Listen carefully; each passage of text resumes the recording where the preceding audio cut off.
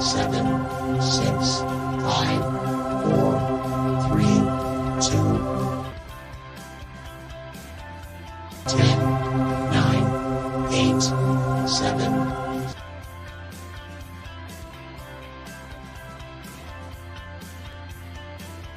A little bit of 10, 9, 8, 7, 6, 5, 4, 3, 2, 1, 0.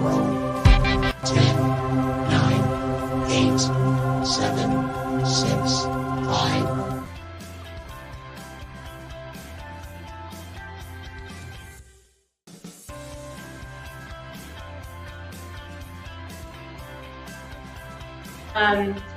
We're here to talk about VA loans. It might be my favorite topic, so I'm pretty excited to be here. So thanks for you guys who are joining us online, and we have about 15, 20 people here in person. If you're online and you have comments, type the question in and have somebody here monitoring, so we'll be able to answer those live. I love participation, so feel free to speak up anytime and ask questions. Everyone, wave to everyone at home. Hello. Hi. All right. So most of you guys know me, but I'll give you just a quick little intro. I'm lender Lauryn. Been doing loans since 2012. I'm a veteran mortgage advisor, and that's a program that teaches and trains loan officers all across the country how to do VA transactions better. I'm also on the Veteran Lending Council that helps to promote and develop that program. You can find me on socials. I just got married, so that's exciting.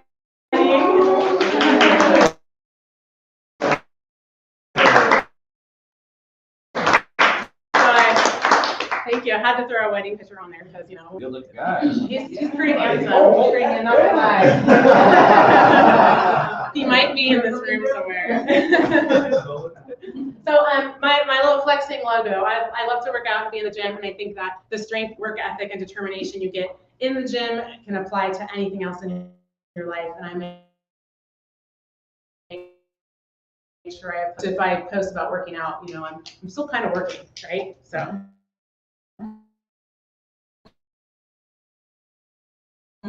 In order to serve and protect our military homeowners and promote military homeownership.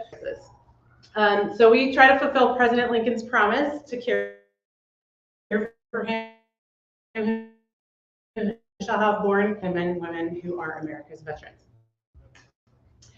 So my why do I do this? So people are always like, well, I'm not a veteran. Like, can I help veterans? Or you're not a veteran. Why do you like VA loans so much? So on the personal side of things, this is my wave to Mark. He's in the back of the room. He's here supporting me today. Hello. So he's been in the National Guard going on over 12 years now. My dad served in the Navy. My brother, uncles, and a bunch of other cousins and extended family members who have served. And then on that's the personal side of things. On the professional side of things, I've seen so many messed up loan transactions for veterans. I've had plenty of rescue loans, we call them, where someone calls me. I had a call like this today. I'm 13 days out from closing, and my lender just told me I can't do the things that happen on the lending side and on the realtor side.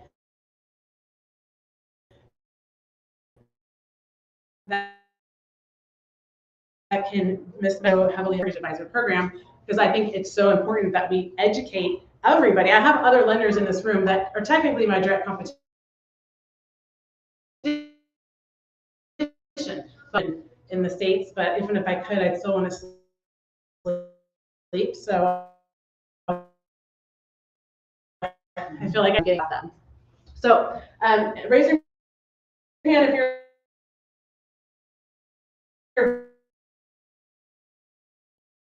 veteran or spouse, and any experiences with a VA transaction, good or bad, that anyone would like to share.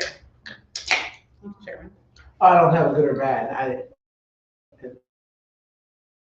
You just had some experience. Yeah. Yes. But I'll just share one, just briefly. It came down to some stigma stage where the buyer and the lender decided not to do the loan as a VA loan because they didn't think that it was going to get accepted. Yeah, so Toya said that she's had circumstances where there's stigma against VA loans where the offer might not get accepted because it's so concerning. Any questions or concerns about the VA home loan as realtors? I think that was my concern. The stigma was the main concern? Here is like. Yeah, you do. And one of the problems I have with that is it's in these classes, right? They're maybe using the same stigma that they've had for 20 years, because I've been in the business for 20 years and the VA home loan has changed a lot, and the way that we look at it has changed a lot, and that's part of the reason I'm doing these classes. So, so there's a lot of opportunity with VA loans for agents, right? So the military is the largest employer in the USA with over 3 million employees. Over 750,000 VA loans were originally 2022. And then in Ohio, just jumping down, there was like 20,000 transactions in 2022, just 20,000 VA transactions in 2022.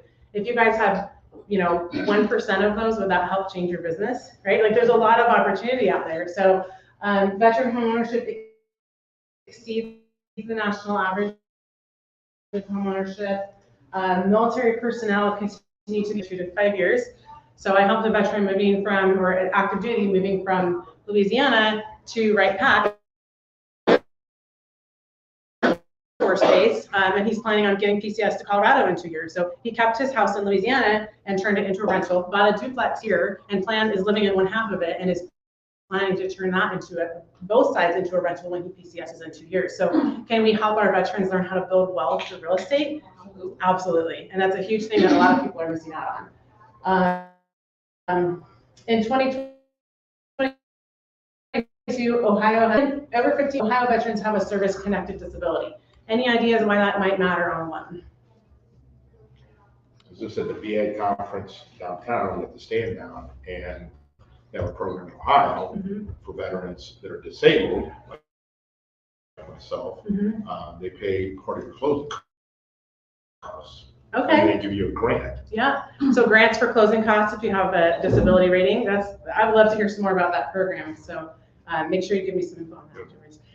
Also, VA disability income, right? So if you have a disability rating from the VA, you get guaranteed tax-free lifetime income, right? So does that help you qualify for your loan? Yeah, absolutely. But then the amount of home you buy. Absolutely. So the first time use for the VA funding fee is currently 2.15%, right? And the subsequent use is up to 3.6%. So 2 to 3% of your purchase price, or which is your loan amount, a lot of times is your purchase price on a VA loan.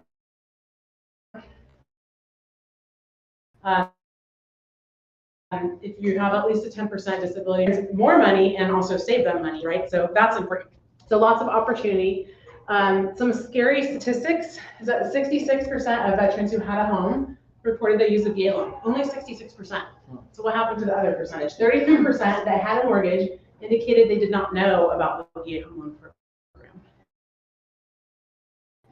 It's kind of staggering, right? And 46% of veterans reported their lender had not brought up the VA option. Like that's a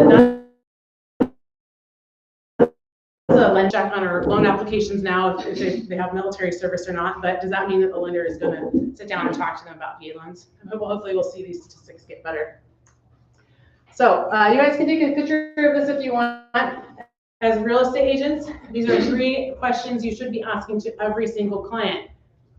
Every single client, unless it's a cash buyer. No, every single client, even if it's a cash buyer. So are you or your spouse a veteran? Because as the vets in the room might tell you, they might not tell you if they're a veteran or whatnot, so they might not tell you. So how are you going to know, A, what lender to refer them to, but how to help them and give them resources like programs to help them out with their closing costs if you don't know. Are you entitled to disability from the VA? So in addition to the few things that we just talked about why that's important. Now, by the way, do you see how this question is worded? It's not worded, are you disabled or are you a disabled veteran?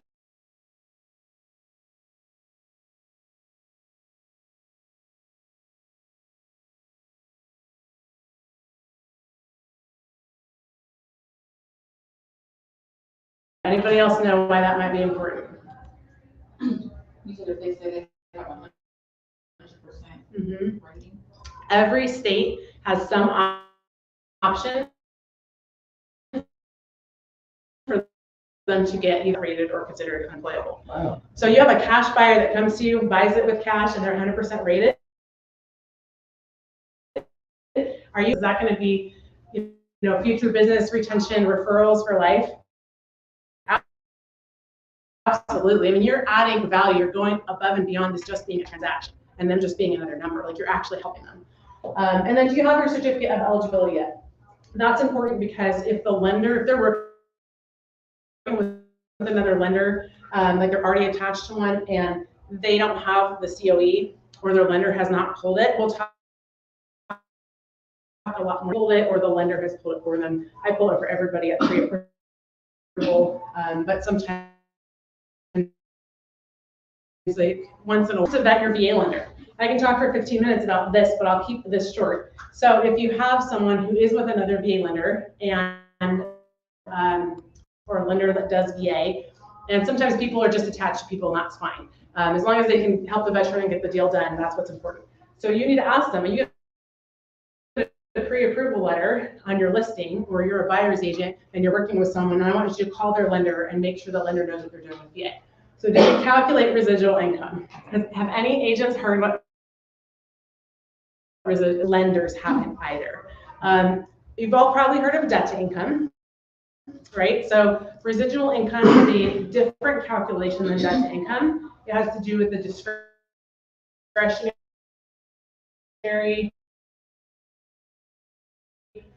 income that the veterans were.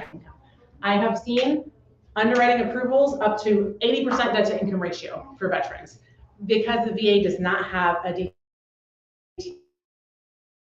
DTI threshold or requirement. Now lenders do, we'll talk about that too, but I have also seen underwriting approvals for high debt to income VA loans, and I've seen them not pass residual income.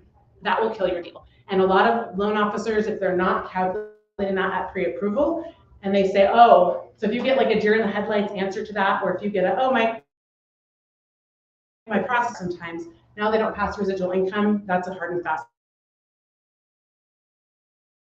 decline right there in your VA loan. So those rescue loans I get, those calls saying, hey, it's 2 weeks in, and now I don't have a loan.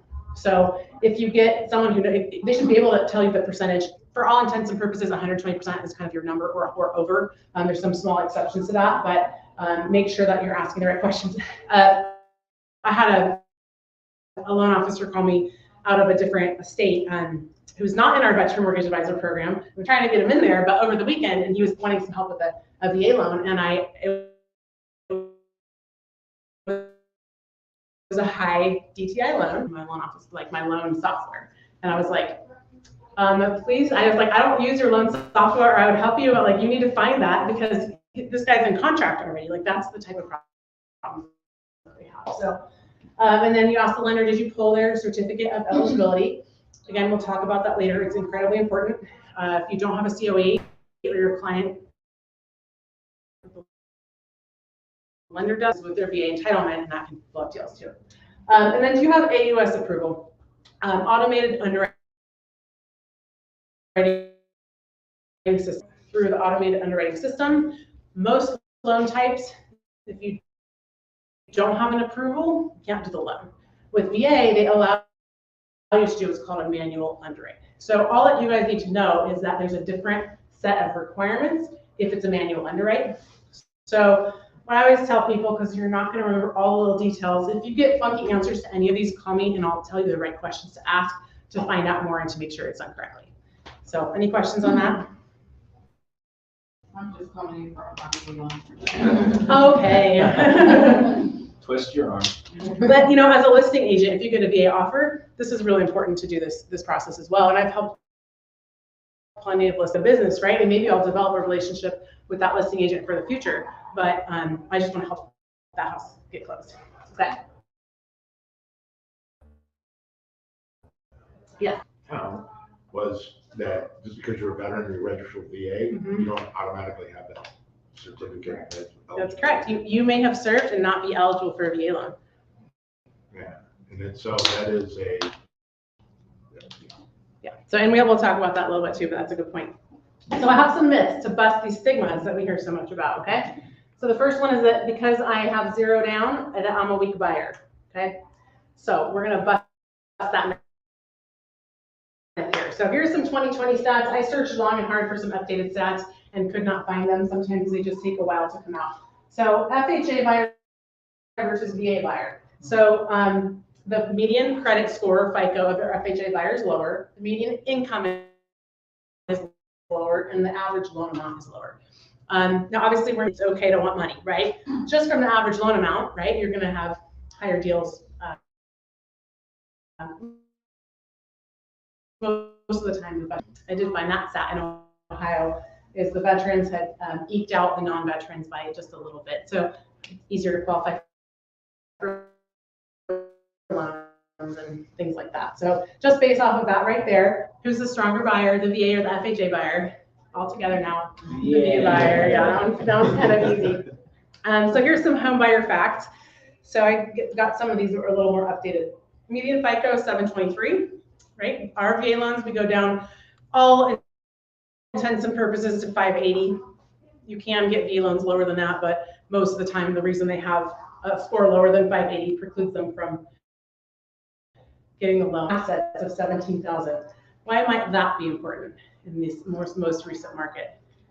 Maybe I'm putting zero down, but that doesn't mean I don't have any money, right? Maybe I have money for an appraisal gap, yep, or for reserves for closing costs, like, or for moving, like emergency fund, moving costs. Maybe I'm being smart with my money. I can qualify for the payment with zero down, but I'm keeping some money in my pocket on purpose. So one of the things when I'm writing my pre-approval letter with permission, I say, hey, I have this much in reserves verified for these purposes, so that the listing agent knows that, hey, just because they're putting zero down doesn't mean I don't have any money. Now, certainly I've had plenty of FHA conventional VA buyers spend every single last dime they have with their last paycheck right before closing on their down payment and closing costs, but that's across all loan types. 31% of vets hold at least a bachelor's degree. Why is that important? Something very major happening this month in the government, student loans. Yeah.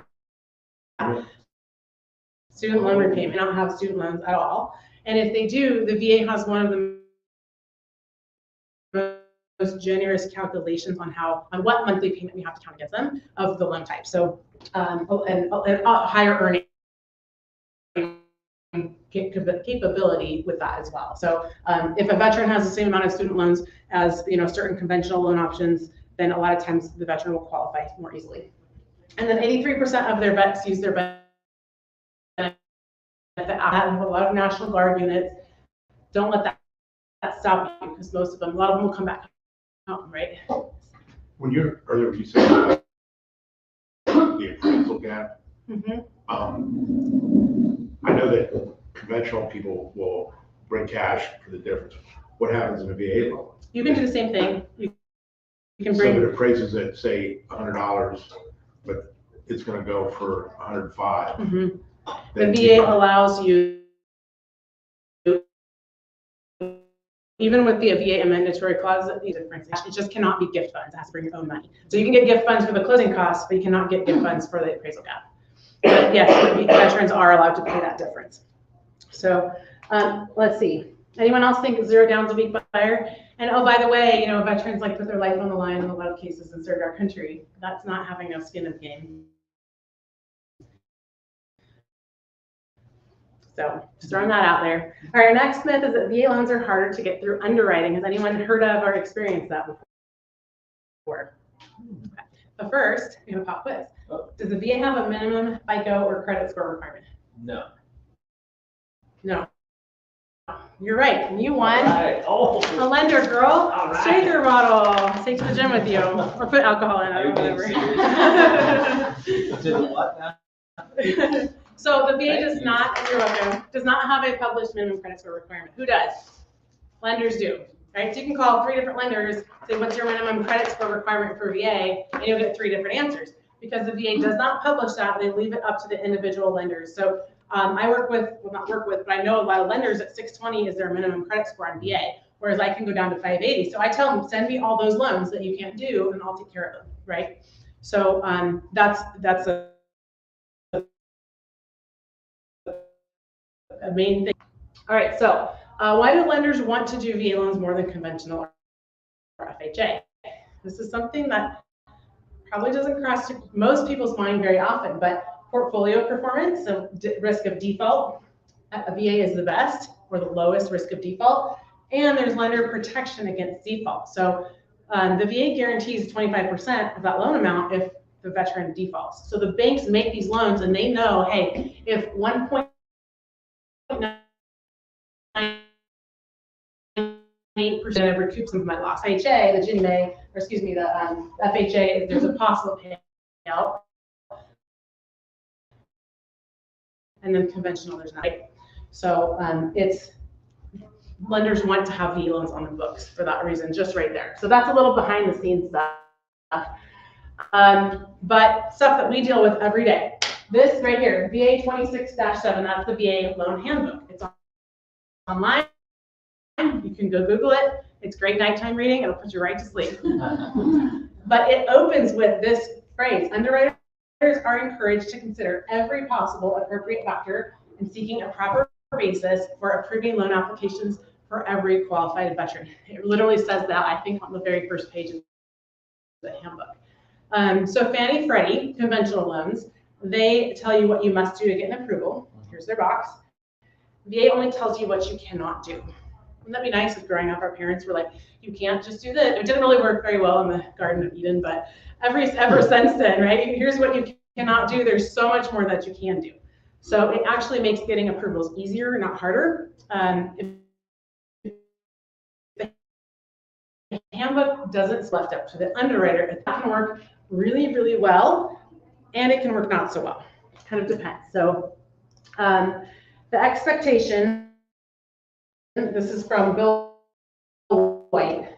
He's the former deputy administrator. So the expectation is that lenders will use their own judgment when necessary. As long as lenders document their reasoning, it's extremely unlikely that VA staff will ever take issue with their decisions, rather than attempting to deal with minute scenarios. This way, lenders can use their judgment and expertise for processing VA loans. So VA is not the problem. Hear people say something sometimes like that, and you also hear lenders, oh, let me check with the VA. Or the VA underwriter says, right? So a little bit of a distinction there. So the VA is not the problem. Lender overlays can be the problem. So restriction, that's a decent answer. I would say you're like 70% right. So she said an overlay was a restriction. So overlays and additional guide can't do. Lenders are going to add some more things on top of that. Credit score being the easiest example of that, right? But that applies in a lot of different ways. How do we look at variable income? How long do you have to have variable income? What do you do with the income on your departing residence? How long do you have to be a landlord if you do? I mean, there's dozens and dozens of things and dozens of ways to interpret these things. Yes. So I got a question. So if the VA doesn't have a credit score bottom, but lending institutions do, Correct. Is that can that be fine? Everything else, if it's 680, I don't know, whatever they make up. Yeah. If they're under that, can they write that as a So that's a that? good question. Could they hear you on that one? Probably not. Okay. So he asked, what did you ask? Oh. He asked if Yeah. there's no credit score requirements from the VA and lenders add their own, if there's any flexibility in that, essentially. Yeah. So yes, there is. And that's more when you're looking at the manual underwrite. So when you have a manual underwrite, I can have a 680 FICO, which is usually very fine and approvable in VA, and I can have it flipped to a manual underwrite because of something maybe in their credit, something recent, something that the system doesn't like, not always. And so they require what are called compensating factors. And you can look up in the 26.7 a whole list of compensating factors that you have to have at least 2 of. And sometimes it's reserved sometimes it's address history. I mean, there's a dozen or 2 dozen things that list in there. So if to override that. So I really love how the VA handbook is written because it's common sense. And what's one thing we know about underwriters, they don't always have a lot of common sense. It's very black and white, right? So, and yeah, you know, other lending types are very black and white. The VA handbook is written gray on purpose so that the underwriter can step back and take a look at the whole situation for the veteran and make a decision that favors the veteran, unless it's one of those hard and fast, you can't do this things. It appears that all underwriters are not really on the same page though, because don't they all have different overlays? Yes, that's very intuitive. So she said it looks like all underwriters at different companies aren't always on the same page because of different lender overlays. Okay, so then that raises another question. Yeah. So I know that you said at the beginning that you have people that you have, what do you call them? The loans that you have to rescue. Oh, rescue loans, yeah. Are you able to rescue those then? A lot of times, even though yes. they have their own overlays? Right, because maybe the reason I'm having to rescue a loan is because their bank had an overlay that I don't have. And so, you know, so again, we're just going to use the credit score example because it's an easy one. Maybe they're minimum 620 and I can go down to 580 and it's a 619 or something, right? So they couldn't do that loan, so they bring it over to me.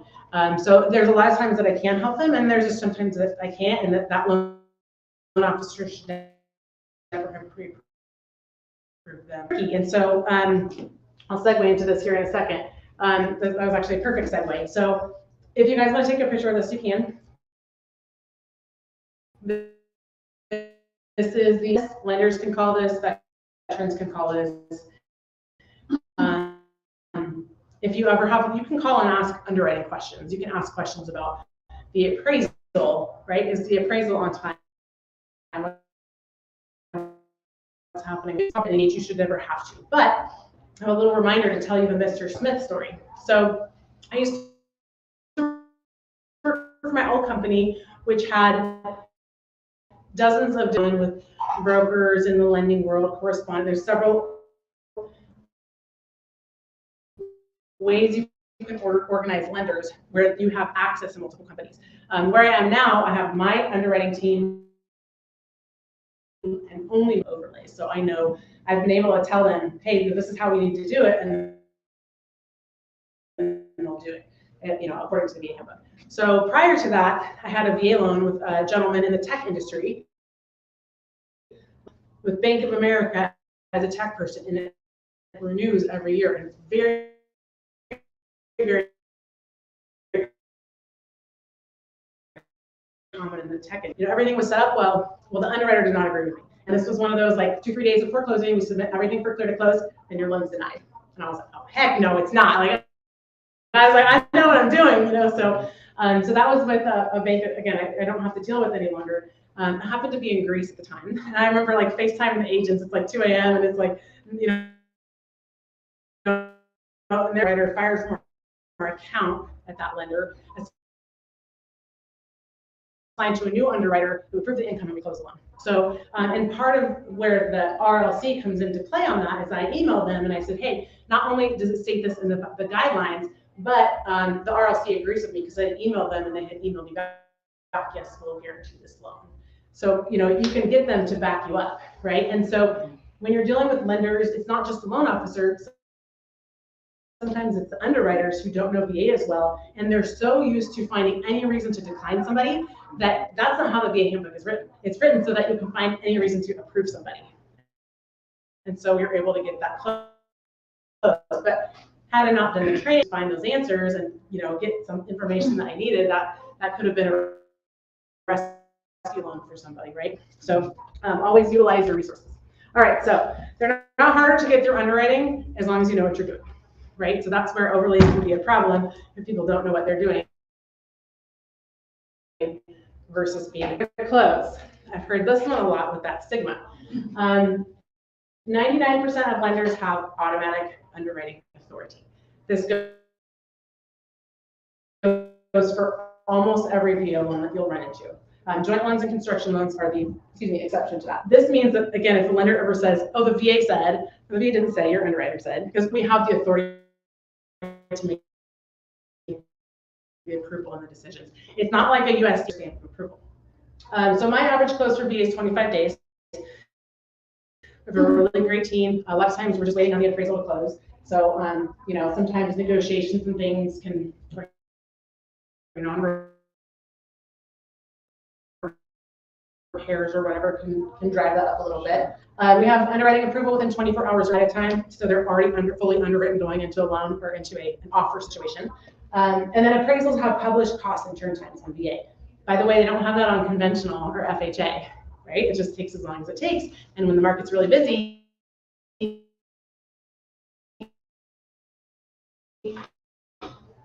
it takes longer. So it's 8 days, 8 business days, which is the day after assignment, which is after you order it. $625 for a single family VA loan.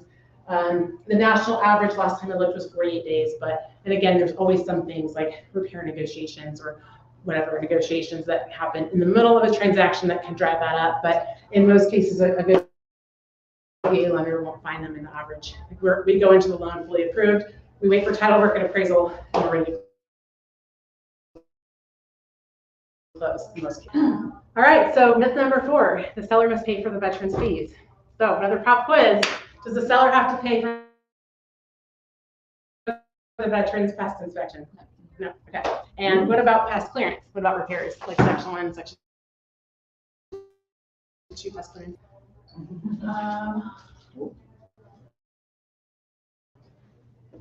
I'm gonna say no. You're correct. Yep. So this, it's never been sellers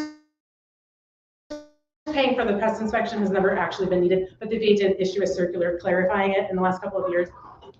So it's a little more mainstream knowledge than it used to be. But no, the seller does not have to pay for it. The seller does not have to pay for the repairs. Any party can pay for them. And by the way, if septic is not on the contract, we don't need it for VA. Most people just get it because they think they need it. We don't need it.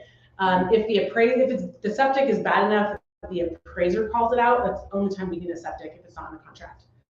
So like I am doing a VA loan for an agent right now, and she just sent me this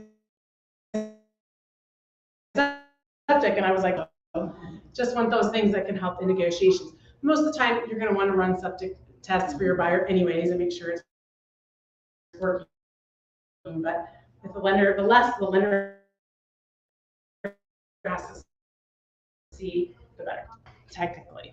So Really? Okay. yes. So again, the VA issued a circular on just it. automatically saying. So it has to do a little bit with the non-allowable fees. So which actually we'll talk about towards the end. Okay. And it's kind of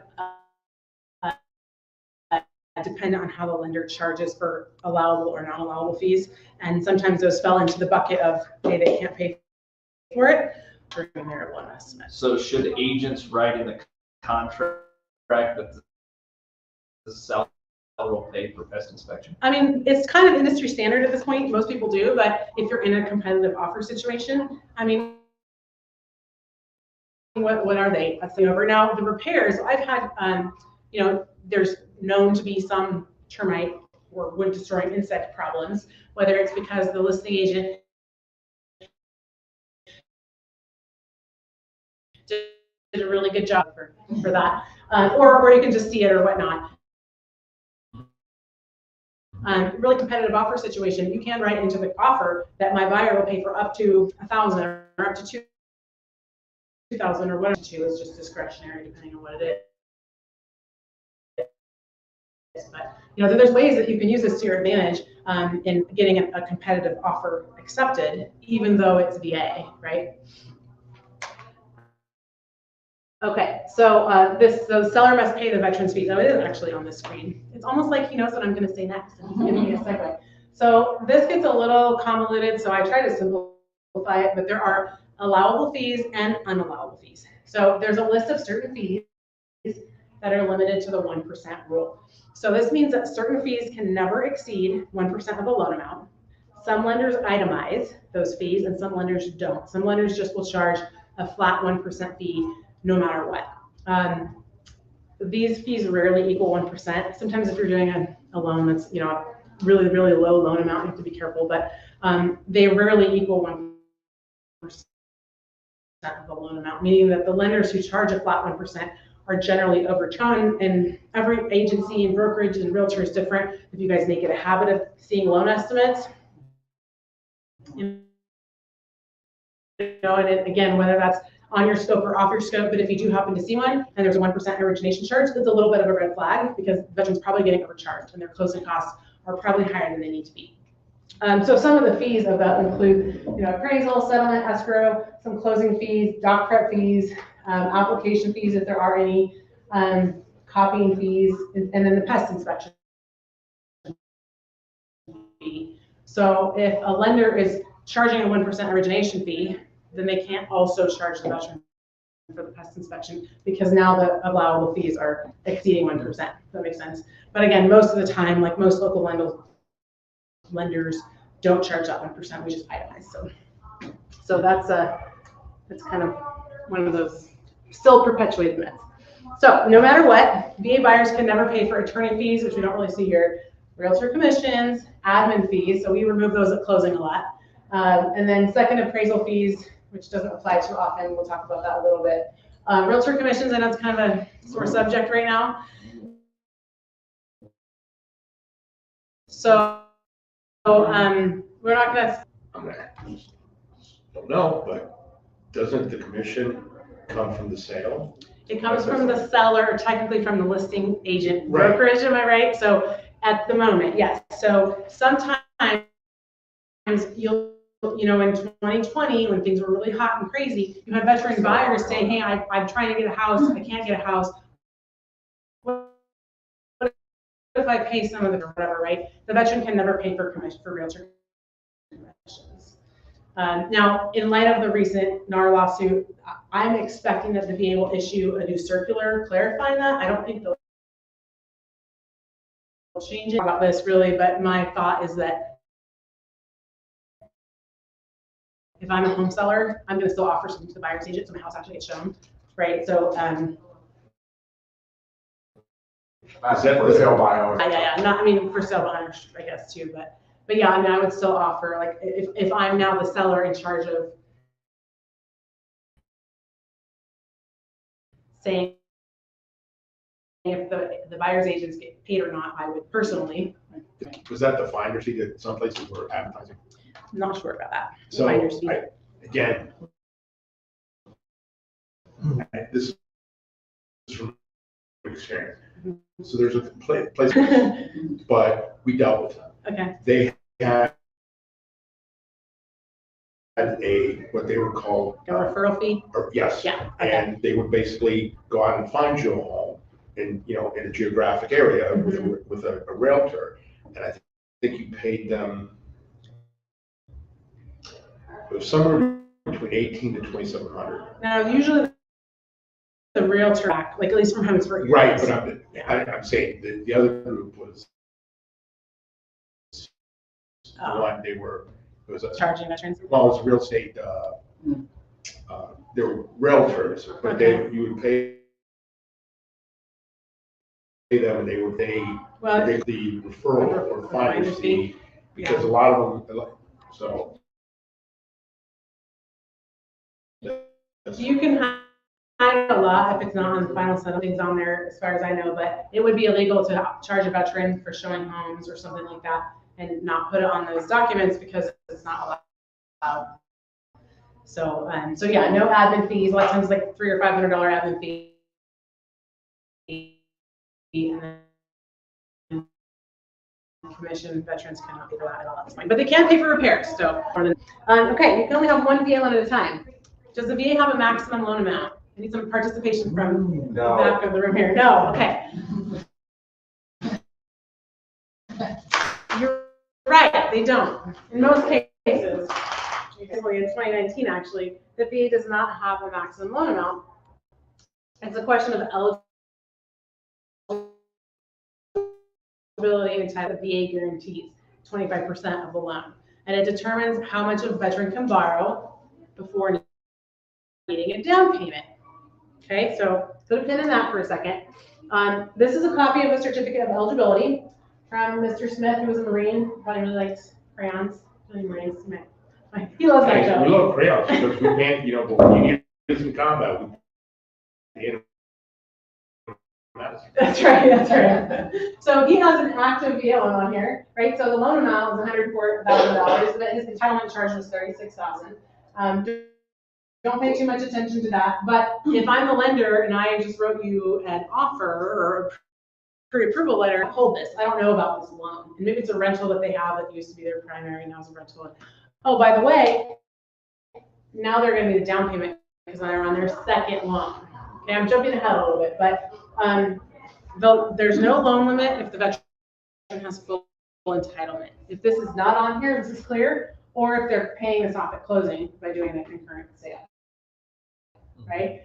So distinction between being eligible and having entitlement, right? So veterans being eligible and having entitlement, they earn the VA home loan benefit.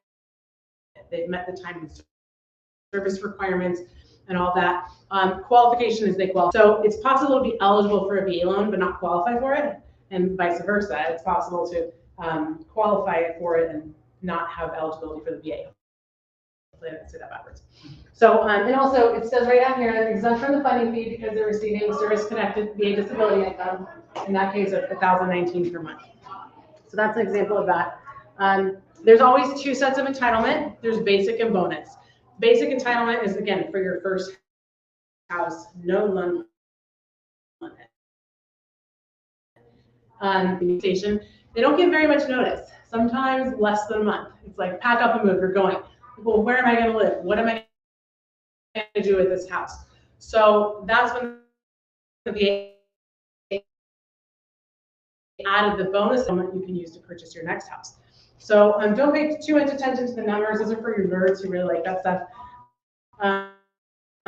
But just know over here in the blue, the veteran with full entitlement can purchase a $3 million house with zero down, assuming they qualify with their income and credit and assets. A veteran with less than full entitlement, buying residence, or they have an old foreclosure or an old short sale, then they may have to pay 25% of the difference between their loan limit and the purchase price of the house that they want to buy. So that's why you always need a COE before you issue a pre-approval, because what if they don't have a down payment? And now they need a down payment, right? And now you don't have a deal. And now we have a homeless veteran.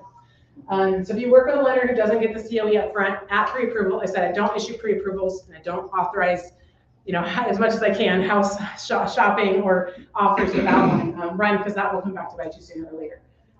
So the bonus entitlement is a cap on what you can borrow with zero down, not on the fact that you can get another loan. So just know if it's their second house, if they have some entitlement used up, they may have to come in with a small down payment. So you keep talking about, this is a canned question for you. Yeah. You keep talking about the COE, right? And you pulling the COE as a lender. If you go to pull the COE as a lender and it doesn't automatically come up. About 80% of them will come up immediately. The other 20% or so, they will need some more documentation. I see it a lot for National Guard. National Guard, if you have not been activated on Title 10, Title 32 orders, state or federal orders, you haven't been deployed, you need 6 years doing all your drills and all your points for the year, for 6 years, right? So, and sometimes the VA doesn't have that information. So knowing what documentation to get to prove that but they got deployed, boom, now they're eligible, right? Also, if in not wartime, it's 2 years, unless you're deployed or you're activated, right?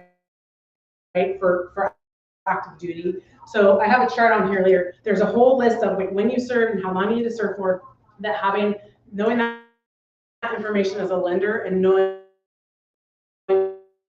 when documentation and then what documentation to ask for, whether it's their DD-214 that's not from training, it's an actual from active duty, or you need a statement of service or a point statement or whatnot. You get that information from the veteran, and then you put it to it, and then they'll issue a certificate of eligibility. There's only been one time that I issued a pre-approval letter without having the COE, and that's because I had also backup pre-qualified that buyer for a conventional loan because they were putting a large down payment down anyways. And I had that conversation with the buyer and with the agent. I said, hey, I know his time and service requirements. I know he's fine. It's just in processing. But I know he does qualify for conventional. And I've never had an agent say, oh, please don't switch from VA to conventional, right? So I knew it wouldn't be a problem. So some entitlement misconceptions, buy that property to conventional in order to use your VA loan. And not true. If you foreclose on a VA loan, you can never have another one, and the VA has a max loan amount. So the truth is that the vet can have multiple loans at once. You cannot purchase an investment property with a VA loan, but you can have a VA loan on an investment property. So how do you do that, right? You live in it first for 12 months and to occupy it within 60 days of closing. The intent, right?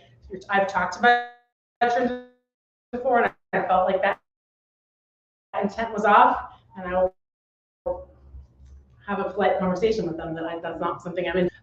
But life happens, and the VA understands that. So if you occupy and you simply, or your kid has to change school, your kid has to change school districts, or you get a job transfer, anything like that, you can get another VA loan prior to that 12 months. And again, so that's an overlay.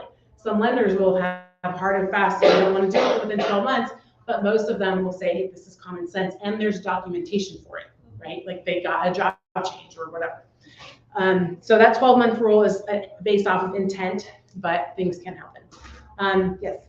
So you said, the last part on the last slide, you said that there's not a limit to how many VA loans they can have, but there is a limit to how much they can have. Yes. It's confusing, isn't it? So she said there's not a limit to how many VA loans you can have, but there is a limit to how much entitlement you can use, basically. So yes, as long as you have $1 of entitlement remaining, you can get a VA loan. But you have to have at least $1 remaining. And then we do the calculation. So I didn't go over this, but the way to tell if the veteran is keeping their departing residence as a rental now and buying another one on their VA loan, again, the first thing that's happened, call me so I can run the calculation for them. And so you don't have to write this down, but you can take the county loan limit divided by 4.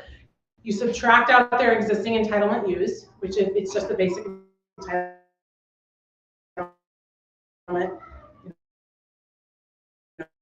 It's probably not that much. And then you 1,000-ish, depending on their current home. Yeah. So then if they want to buy a house that's $600,000, they bring in a down payment for 25%.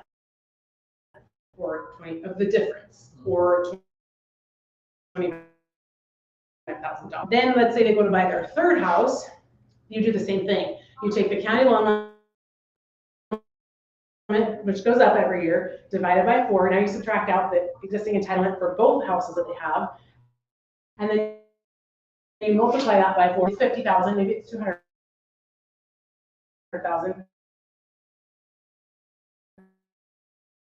And then that's when you have the conversation. Usually I have this on the second home too. What's the best loan type? Go for conventional or FHA, depending on where their credit score is, and see what they have available to them and what makes the most sense. But you want to educate them and not just be like, what about contingent offers and if I need to sell my house first? Okay, so if they need to sell their house first, generally it makes more sense for them to rent it out and not list it. If they change their mind after the fact, they can always list it after the fact, right?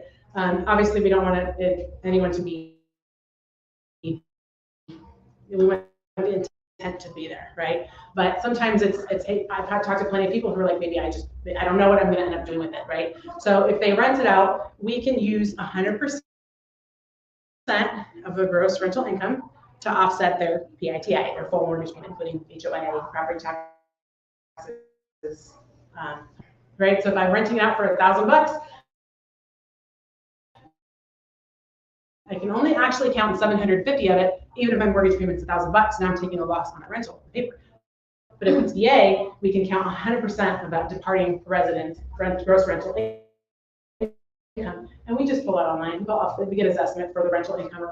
We don't need an appraisal on it. It's a pretty simple process. It's actually a very simple process. And No again, seasoning at all on it? No seasoning if it's their most recently departing. Yeah.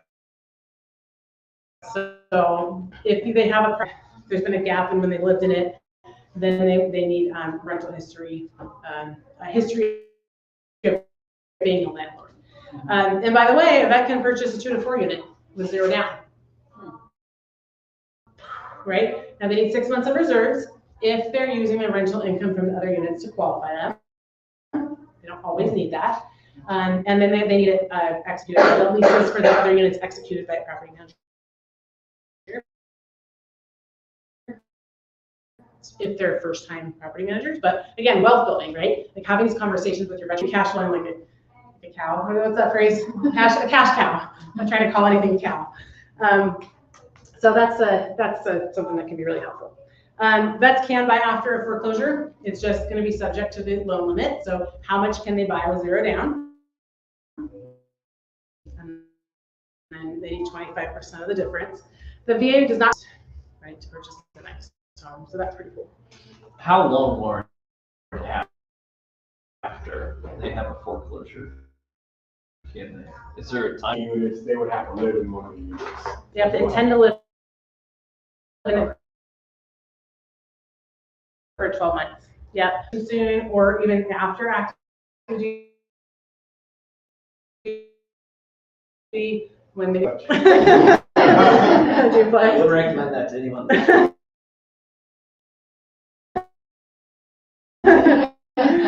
And the dollar entitlement, you can still get a VA loan.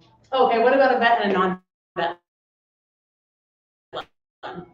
So that's called a joint loan. So like before Mark and I got married, I just almost called you Mike because I can't talk, but I promise I know my husband's name. Before Mark and I got married, if we wanted to buy a house together and we both wanted to be vet non-spouse. With a veteran, it's a joint loan. So people that are cohabitating, boyfriend, girlfriend, if they're both not vets, it's a joint loan, and the VA will guarantee the 25% of the vet's portion of the loan, or half of it, right? So then we need to get a down payment for the other half of that. So it generally works out, it should be 12.5% down payment. It usually works out to closer to like 14.5% down payment. So again, that's a conversation we have. Does the VA make the most sense for you, or does conventional or FHA, right? Because if you have to bring in 12 to 14% down, what makes the most sense? So the approval, which takes them up to 10 business days. The last one I did took 3. So just kind of depends on how much you call and harass them and how busy they are. But we know that when we have a joint loan coming through, we just hustle extra fast through our underwriting because we have to basically have our clear to close before we submit it to VA for their stamp of approval. Can you underwrite that before they even start looking for? Oh yeah, I do. I mean, yeah. I mean, I do my side and then I put it through. Yeah. You can't underwrite it through the VA on like a TBD. Right. So if they're just shopping for houses, but we can on our Okay. side. Yeah. So that's the good one to know. Now a vet loan, 2 vets that aren't married. So vet non-spouse, vet non-spouse. What's that? But but you obviously don't need a down payment. You can split entitlement. So half of them use half their entitlement. I know, I'm going to give you an honorary one of those. That's good. All right, so now we can talk about everybody's favorite, appraisals. But first, does a VA appraisal stay with the property for 6 months like on an FHA loan? No, who said yes? Yes and a no? Okay, what do you think? Does the FHA have or VA have a 90-day flip rule? If you guys know what that is. If you don't, it's okay. No. Okay. That 90-day rule where you can't sell it after. Yes. I hate that. It's a very annoying rule. Yeah. Oh, yeah. I must have had a couple times through it. because like 4 times. Yeah. But the first one. So, well, you did answer the answer first, so get your shaker. All right. All Congratulations. right, so I have a saying in our veteran mortgage advisory group, it's don't FHA my VA. All right? So a lot of people confuse the two. So don't FHA my VA. The VA appraisal does not stay with the property at all.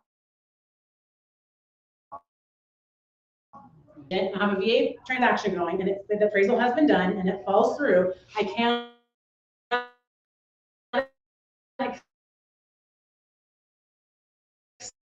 accept another property fund. Don't FHA my VA. Okay, I'm gonna brand Okay. brand now, ma'am, for 5 minutes. Your phone was live. Just kidding. Can you Yeah. say that one more time? Yeah, so on FHA, if an appraisal, Regardless of the buyer. regardless of the buyer. Okay. So if it changes buyers for some reason, they have to use the same buyer on FHA, but on the VA buyer, and the appraisal has been done, and then it falls out of contract for some reason. Some people go, oh, I can't get another VA buyer because it sticks with the property for 6 months. That's not the case. You can, order a brand new appraisal with your brand new VA buyer. Okay. Yeah, but be careful on FHA if you guys ever run into that So- situation. Who pays for so if you're done, say that, who pays for the appraisal? Generally, the veteran does. Okay. Closing costs, so the lender can pay it, the buyer, the agents can pay it, the veterans can pay it. It can be gift funds, but it's charged to the veteran. Yes. Can you ask that the seller pay? Oh, yeah. So you would normally go, hey, I would like a seller concession for some recurring and non-recurring closing costs or whatever. I mean, I have had cases where, particular agents want to ask the listing agent to pay for the appraisal because they're like, that's not going to appraise and whatever. But in most cases, you just would ask for it lumped in with your closing costs if you're asking for closing costs. Okay, so the myth is that the VA appraisal is tougher. The truth is that the VA has more opportunities to influence value than any other loan type. Has anyone had a conventional appraisal appeal go through? You guys can. For appraisal? For appraisal. So if the conventional appraisal comes in low and you're like, this is why I think it shouldn't be low, and the appraiser said, yes, you're right, and increase the value. Anyone ever had that happen on conventional? I only had it happen once. And that's because the square footage of the house was wrong. So it was an old house. So there's something materially wrong with the appraisal. I mean, I'm sure it happens once in a while, but in most cases, it's a Hail Mary. The conventional appraiser isn't going to change their mind, and FHA as well. The VA has two methods, and actually these processes, and they said that these processes have been so successful that other agencies like HUD or FHA and conventional are looking at them to see if they'd like to institute any of them, which would be cool. So if you have a low appraisal, they do. The lender doesn't know what it is, they probably haven't tell you about it. So title letter is no value has been determined yet. There's not a report. You don't have an actual appraisal. But the lender reaches out and says, or the appraiser reaches out and says, excuse me, I'm having a hard time getting to your contract value. Help a sister out here, right? So then they give you 48 hours, where I usually give you guys 24 hours processing time, to turn in comps and supporting data that supports the contract price. So I'll reach out to buyers, listing agents. This is where you guys can really shine, because you can come up with why you think that the house is supporting data and evidence. Then I send that into the appraiser. The appraiser either issues the value at contract price or above, or it comes in low. So now I have the actual appraisal report. Okay, and let's say it's still low. It still came in undervalued.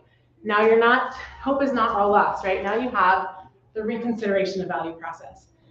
So that's where we go over the appraiser's head and we go straight to hallelujah, hang on the appraiser, right? So we have the veteran request the letter requesting a reconsideration of value, and we put in all the same supporting evidence and data of here's comps, here's my reasoning of why I think this house should be contract price. Now I usually will write the letter. If I write a long enough letter, the VA doesn't even bother to read it. It increased significantly. I had one house that was like $285,000. And it was, and then I had one that wasn't approved, but the house was way overpriced and everybody knew it. We just were kind of like, maybe the authority for these to get increased. So again, we go over the appraiser's head, go straight to the VA and make our case, and the VA says yes or no, which is pretty darn cool. So research is showing that conventional appraisals are coming in less than the offer price at about 20%. And these are stats including the last couple of years, right, when everything has been a little. That's actually outdated now. It's at the lender conference, they said it was closer to 7%. So most of the time, your percent of appraisals that are submitted to the VA approval rate, averaging about 28,000 or 7%, right? So maybe this doesn't get you all the way to your contract price, maybe it gets you partway. It takes about 5 business days for that process to happen. I had a word that I don't know when I did this one, but imagine having this type of power on your conventional one, where you just go straight to the agency and be like, this is what I think this should be approved. Out of all of the low appraisals that come in, the VA says that only 1% of them are even submitted for this process. That's because people don't know about it. So, work with a lender who knows these processes and isn't leaving money on the table. And then this holds deals together right here. So very important to know about that and to Can you explain why? why they increase it, or Why are VA appraisals coming in lower? it's a myriad of reasons. So some of it's just that the market has been so crazy that prices are driven up really over what the market value should be, or you're getting into bidding wars. And sometimes you get a bad appraiser, but this happens on all loan types, right? It's not just VA. And like here, we're showing that conventional appraisals are coming in lower more often than VA appraisals are. So it's some houses are, maybe it's a rural house and there's not a lot of comps and it's hard to assess what the actual price for that should be. So, I mean, we had seen a house that was like, what was it listed for? Like in the 800,000 or something, and we thought it would be like 600,000 based on our comps. And I think appraisal ended up coming in at comp. Each agent's going to have a different perspective on how much the house should be worth, and the appraiser might have a different perspective too. So lots of different answers for that. Agents, they can tell you, you can pick their brain about that a little bit more. A lot of therapy sessions. A lot of therapy sessions, yeah. All right, so biggest thing I hear about appraisals too is like, oh, they're going to have so many repairs. But what if there's peeling paint? What if the windows are fogged up? What if there's not a handrail in the house? Well, first of all, let me get on my high horse for a second. If you're a listing agent and you have a house that's like in semi-decent shape at a semi-decent price point, now that especially taken, right? I mean, I get that not all sellers want to do that, and some houses are just not at the price point or in the shape where you can do that. But if you can, I mean, what are all those stats that show like if you paint it, you get this much more value? You know, if the house is in good shape, it shows well, it photographs well, like everyone's going to be happy. And then you're going to be avoiding little delays to have little things like that fixed, right? So I think that's something important. And as listing agents, that's like a really big value add. You're teaching Your that? time just come teach. I know. I don't even know what this is. No, really.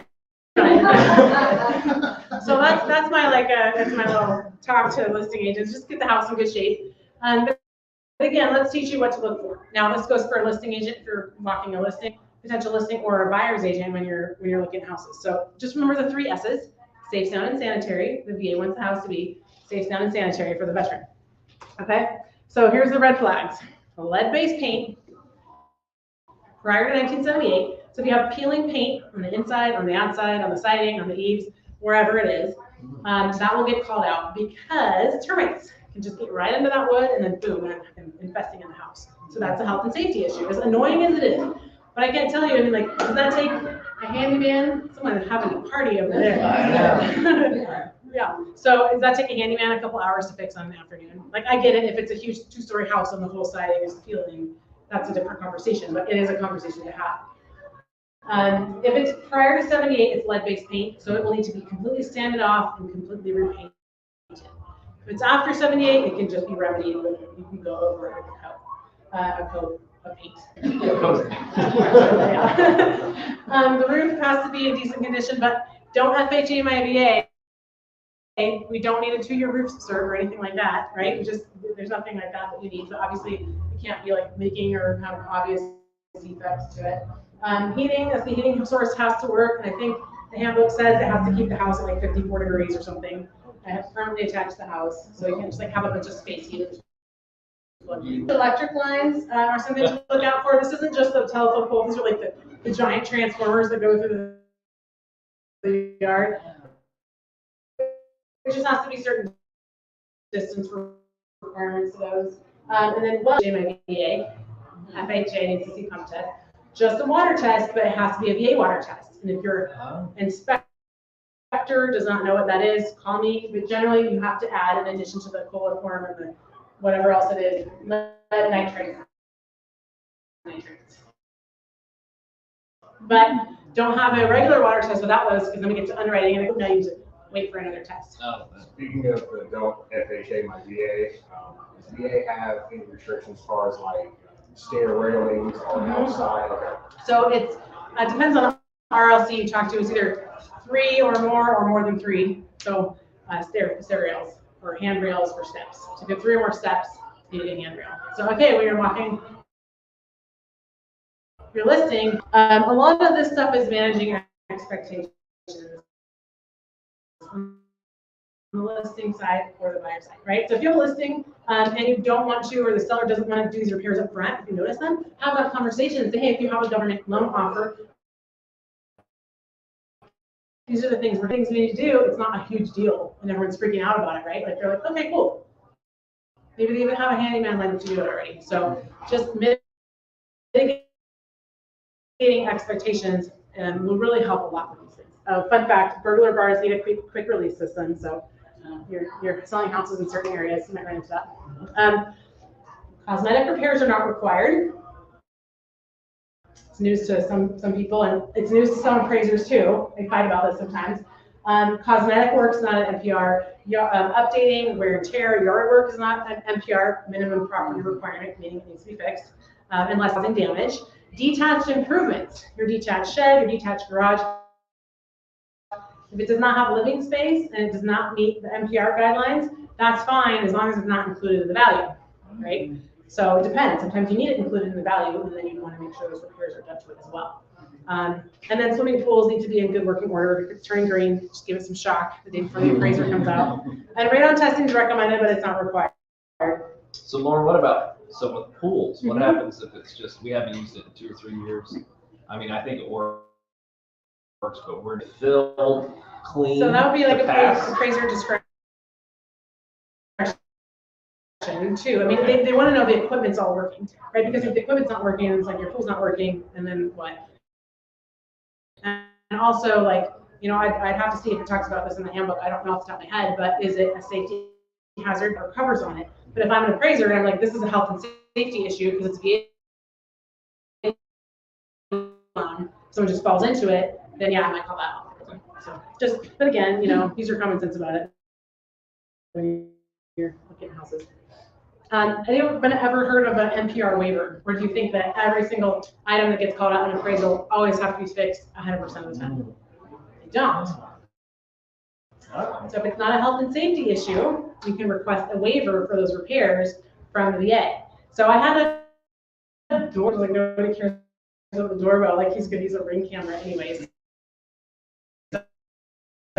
So I got a waiver for that. If it's a health and safety item, sometimes you can still get them if it's due to like material shortage, weather conditions, they can't paint because it's snowing or whatever, or cosmetic issues they don't care about because it's not health and safety. So, you know, you probably want to get it fixed anyways, but sometimes we come into, this is gonna until after closing, things like that. So always ask about this, but it's usually a pretty quick, the veteran sends a letter to the VA and they'll email me right back and say, yes, this item is waived. And upload that to underwriting and boom, you're good.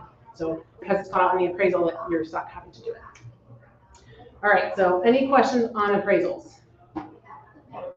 Busted myths. A lot of busted myths. Now we have a couple of little extra things on here, but we're getting towards the end. So here's the eligibility chart. I don't have this memorized, it's pulled automatically. I can reference back to this to see exactly what they're going to need. This is an interesting one, unmarried surviving spouse. So if Mark, sorry babe, passes away due to service-connected disabilities, and now I'm in receipt of his disability benefits, I can get the VA loan until I get remarried. If I get remarried, my colleagues in the VMA group actually had that happen where somebody got unmarried, they got divorced, to be able to find an unmarried surviving spouse. Yeah, You should get the flag though. yeah, You get the flag. I'll get your flag.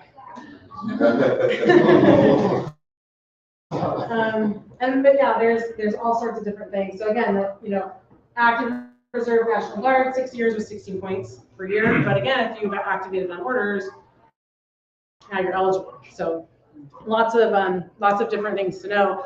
But not all veterans are eligible. I had a National Guard member actually that I talked to. It was a rescue loan. And part of the reason it was, he also changed jobs from W-2 to 1099. 0 out of 10 did not recommend doing that in the middle of escrow. So I could not rescue the loan. But we're working through his, I actually just emailed him again this week because he thinks I don't think he's eligible. And he left the National Guard for like 5 years or 5.5 years. And he thought he was activated, but I think he was only activated for 3 weeks. And On the National Guard, there's also one thing called Title 6C. Oh, 6C. Which one is that? So if you, if you're National Guard, you get activated for law enforcement. Okay. Duties, that also counts. Okay, so 60 if you're military police. And Well, it's not just military police, but there's also the Bravos. Okay. But if you get in security forces from their National Guard, Okay. it's called Title 6E. That's what they did in Haiti. Okay. That's what, and so a Now, lot is of that state or federal, or is it could be either one? Just kind of depends on where you get. So if you have, like, for example, you get activated for Ohio, Mhm. and like they will activate you for, say, maybe county floods or Right. something like that. Right. That's called Title 6C. The National Guard Bureau has that, and a lot of people don't realize that when you get called up, they're on orders, and they misplace. And then they'll get a DD 214 for those orders at the end, right? And so sometimes we'll have to, guard members, reserves are one of those unique ones where they can qualify with their point statement or a statement of service, or with a DD 214, depending on if or how they've been activated. So thank you for adding. That's one that applies to a smaller percentage, but if you get called up for natural emergency, some of those are your Title 6C. Okay. 6C has arresting powers. That's Okay, they have arresting powers. That makes sense. That's the distinguishment. Okay. For some. Okay, but knowing when you're trying to get a certificate of eligibility as a lender, and when you served and the right documents to get, that can make the difference of you're not eligible for a VA loan when they actually might be. They just don't have the right questions to ask. So, all right, we got some did you knows. Restoration of entitlement. The VA loan can be used more than once. It's kind of like a credit card, really. Full restoration of entitlement requires to pay off of your existing loan. We're talking about a concurrent sale. You sell and buy on the same day.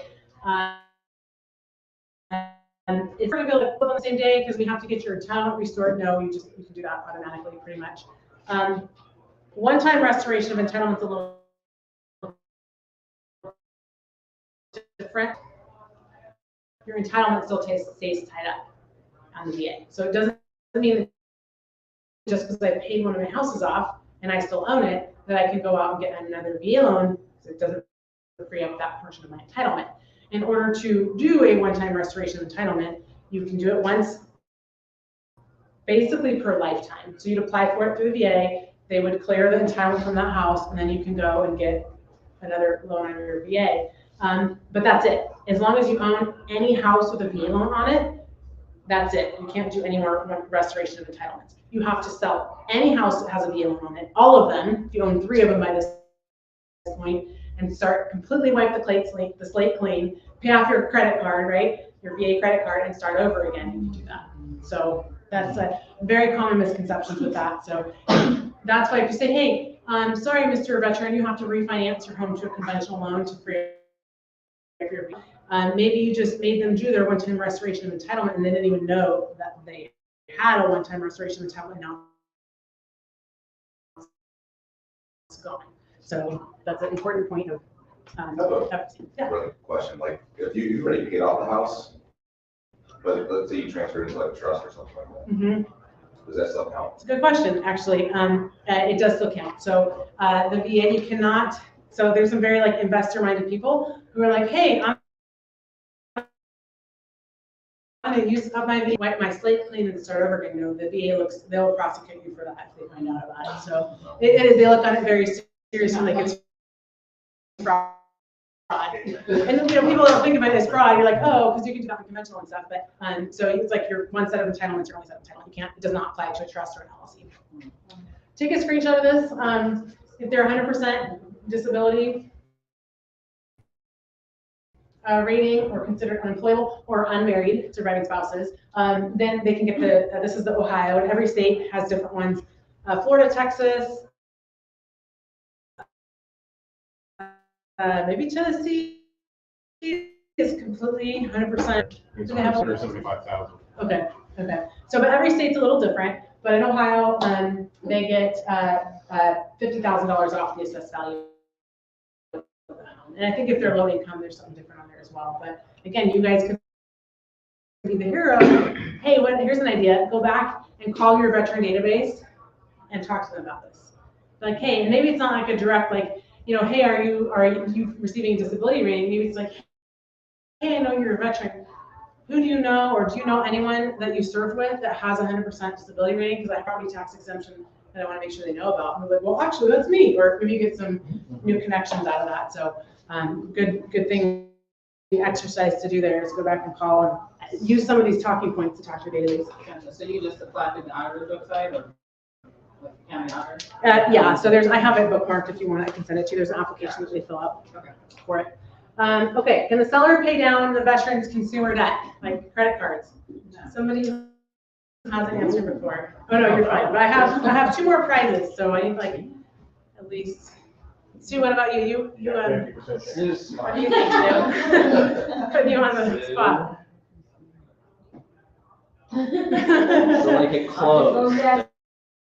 Help it DTR. Yes, you're right. Okay, and actually, you can rocket. Just kidding. Pass that back to her. Yeah, I know. This is your cannon. So yes, the seller can pay down the veteran's consumer debt, which is kind of like mind blowing, right? They can pay down the credit card. They can pay them off in full. They can pay them off partially. Maybe that helps somebody qualify. So seller concession rules don't FHA my VA. VA seller concessions not the same as HUD or FHA. So max seller concessions 4% plus reasonable and customary points and plus closing costs. So I don't think on your VA loan. Yeah, that's most people don't know that. Yeah. So these are limited to the 4% rule. So these cannot exceed 4%. Let's say you get a 5% seller concession, 1% can go to some other things, and then 4% can go off payment of the veteran's funding fee. Seller can pay for that. Taxes and insurance of prepaid gifts such as TVs or appliances. Payment of extra points, so like temporary buy downs, more than the standard permanent rate buy downs. I'm doing a temporary buy down right now. It's like $17,000 or actually almost $18,000 that the seller is completely paying for, and that's not subject to the 4%. They could do that $18,000 plus 4%. And by the way, it's like a $375,000 house. I mean, like. How would they do this? Good question. Is it family? Is it because it's a family Probably member? sell a house. So to help sell a Market house, like half a year. yeah, market shift. It's several reasons why. It's probably it's been on the market for a very long time, like half a month. Usually when they reach that half a month threshold, that's when you see sellers starting to pivot. Yeah. So it could be to make it more competitive. It could be because maybe the buyer offered more than the asking price. And if I'm a loan officer and I'm a problem-solving loan officer, and I have a client whose payment's a little higher than they want, hey, what if I take some of the seller credit and pay off their, the last 20 months they have left on their $800 a month car loan or their credit card that they're spinning their wheels on trying to pay off, and now that debt is gone, and now they can qualify for their house better, and the payment's not as big of a deal. I mean, right? You can structure things that way. knowing how you can use this credit that can help them qualify more and have a lower net monthly expense budget, right? Like if you pay off a car loan or a credit card. So just some creative ways to think about that. In addition to the 4%, then there are some allowable closing costs, and then generally 2 to 3 points is what's considered like normal. That's been that way for a while. So again, it's 4% plus closing costs, and this is all right in the VA handbook. You guys can go look it up when you have insomnia night. All right, so VA loan assumptions. Do you guys want to talk about this? Do you have questions? I have a TikTok video that I did on this like a year ago, and I've sent it out at least once this week, maybe twice.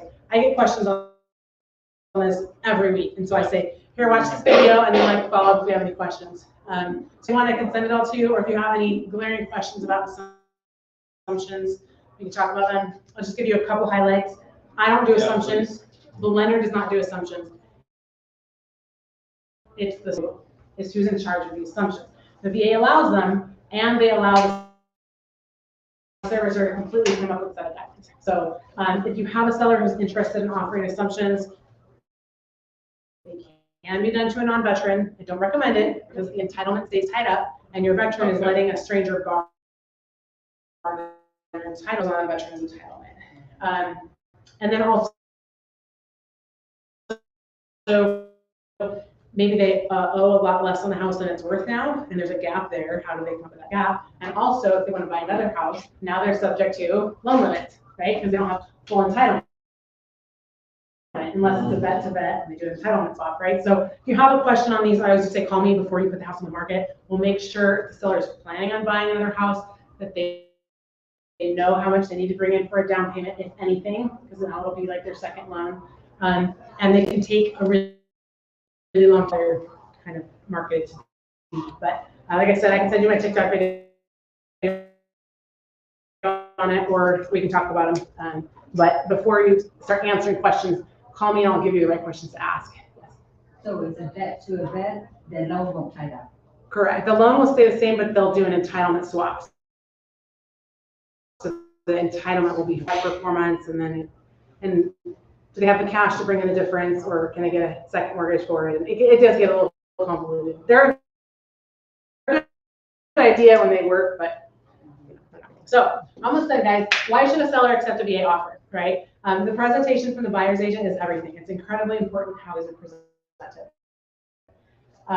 These are talking points for you, right? Everything we went over is talking points for you when you're on the buyer side and you're helping. Zero down does not equal an inferior buyer. That's one of the ones that comes. They've earned that right of zero down, and they generally have more funds available for appraisal gap.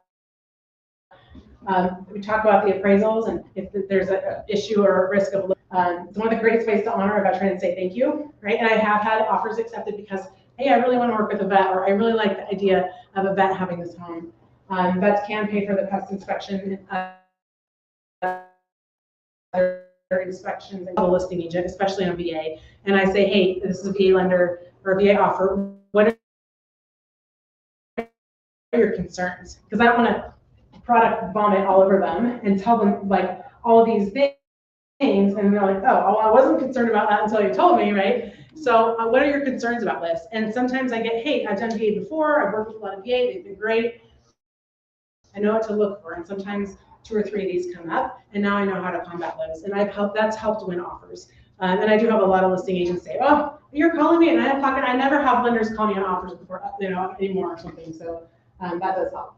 It's just a copy of my pre-approval letter. So I have some of the stats on there. I do put, you can't read that, but I do put some of their highlights on there if they have reserves. I'm proficient in the VA appraisal process, the low value and all of that. I do have handouts. So most of you, I have your info, but since you guys have my card, please email me. I have a handout of this that's formatted so you can present it with your offers. And I also have an NPR handout. So like when you've gone home and forgotten everything I said, you have something to refer to, like about the condition of the house. So please email me and I'll send those over to you guys. The VA home loan is not an inferior product. It should not have a stigma attached to it, especially not when we work with a well-qualified an experienced lender and team. My processing team and my underwriting team is really good. And if they ever have a moment where they don't think they're good, I quickly correct them. So this is how we do it. But the same is not always true when dealing with other lenders, especially we call them headset jockeys. They have a headset jockey at companies like USA, Veterans United, and Navy Fed. Yes, I'm dropping names today. Do you guys know what USA stands for? United States Automobile Association. They're not lenders by nature. Oh, no, clients go, oh, I got a pre-approval from the VA. I'm like, oh, you mean Veterans United? They're like, yeah. I'm like, they're not the VA. In fact, if you looked at Veterans United parent company name, it's Mortgage Research Consultants. Is that it? Do you guys know? It's something like that. So it's not, they're not affiliated with the VA. It's marketing, and they dominate with VA loans. And those are, when I get rescue loans, it's almost always from those big box lenders. So, and Navy Fed as well. So I run, that radio, and we're in about 5 or 6 different groups, right? The horror stories. Yes. That you hear about Veterans United, because they do what's and that's for the most part, when you hear the word veteran, you're not thinking that somebody just hijacked the name to do business with veterans. I mean, you just don't think about that. But they get the vets, and group that I'm in called Entrepreneur Tribe, and once every 2 or 3 days, guy posts in there places like the worst market for vets in the United States is Camp Pendleton and its surrounding, and Fort Hood, Texas. Okay. You can't find a house. You just can't. There's your inventory. It's going to cost you $500,000. San Diego is crazy, yeah. And so you can sign up with a home computer, like eligible for, and they were charging between like $1,800 to. That sounds like a scam to me. Yeah. But they were. It's the only way to find a house down there. But as you go to like Camp June, nobody wants to. Yeah. Or like El Paso, and everyone's like, please get me out of here. Well, technically, the VA does not allow that. So. Well, you say that. Yeah, but only if they know about it, and if they're going to enforce it, right? But nobody knows how to enforce the law unless they know it's the law. I mean, seriously, if you don't know that it's a rule or a law, or there's stuff in here that So George was saying that there's some places that are charging veterans a finder's fee outside of contract or escrow to help them find a home, and also that he runs a big veteran radio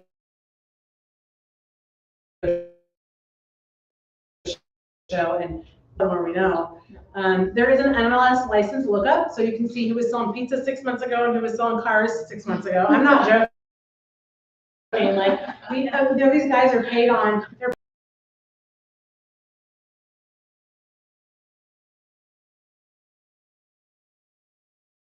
5 points on the loan estimate before, and the veteran was like, "What's that for?" I mean, it's just they're not all like that license. And why would you want to trust the largest game? They're working in a headset, a call center with a headset. They're not going to see you at the store or run into you at the MLS meeting. They don't care if they mess up because they have 10 loans in line right under that they're working. You know what I mean? Or more, like that day. So obviously, most of us really like working local. And I know you can't always get your clients away from certain lenders. I don't want to go through the pre-approval process again, or somebody out of town, or somebody like one of those big. You have this deal has the best chance of going through that it can. So become the authority. Your objective is to serve vets and active duty troops. You need to market as savagely as possible to carry and help me get those older agents that have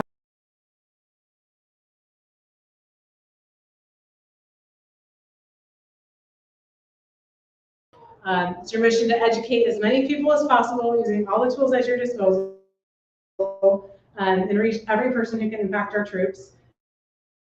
And so get out there and get the jobs done. Our troops pay, and people are never going to do what I've done on the loan side and go, I want to be known as the VA expert in real estate, and that's okay. But you still need to know what to do when you come across the random VA transaction. And also like be able to educate the other side. Maybe you're the ones now who are going to be the force multipliers and go educate the listing agent or the buyer's agent on your next transaction. So there's dozens and dozens of veteran organizations. I'm sure George could tell us many. You can help your veterans apply for disability benefits.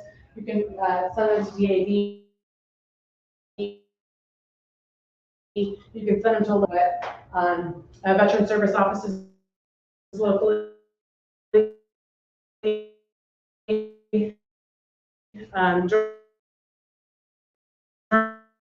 I think you run one of those. So this is when our veterans took an oath, and they said, I, a veteran, do solemnly swear that I will support and defend the Constitution of the United States of America against all enemies, both foreign and domestic, that I will bear true faith and allegiance to the same. I take this. I pledge my life, my fortune, and my sacred honor. So help me God. It gives me chills every time I read it. And I have this on the bottom of my free approved letters. We owe it to our veterans to ensure that they get the American dream they serve to protect. At Cardinal, we change the way gambling is done. We will hope you'll join us in helping veterans become a proud military. For you guys, there's tons of things we could go over. We didn't even talk about